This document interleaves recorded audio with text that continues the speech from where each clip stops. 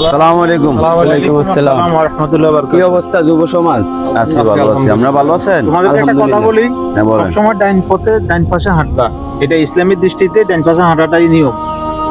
কি বলবো, আমরা তো জানি যে ডাইন হাত দিয়ে খাওয়া যায়, বাম হাত দিয়ে খাওয়া যায়। ডাইন পাশ আর বাম পাশ দুইটাই সমান। এখন আমরা হয়তো রাস্তা বাম পাশ দিয়ে হাঁটতেছি আর কি।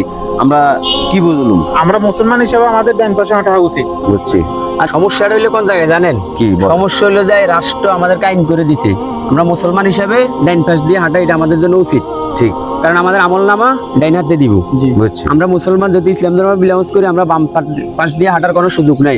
রাষ্ট্র আমাদেরকে আইন করে দিছে বাম দিকে হাঁটার জন্য। এই জন্য দায়ী কিন্তু আমরা না, আমরা অনেকে জানি না, কথা বলছেন। তো এই জন্য আমাদের রাষ্ট্র যদি ভালোভাবে সবকিছু কার্যক্রম করে, তাহলে আমরা ডাইনপন্থী সর্বদিকে, যেহেতু মুসলমান ডাইনপন্থী, ডাইনাতে আমাদের আমলনামা দিব, সবকিছু মিলিয়ে আমাদের জন্য সফল কাম হবে।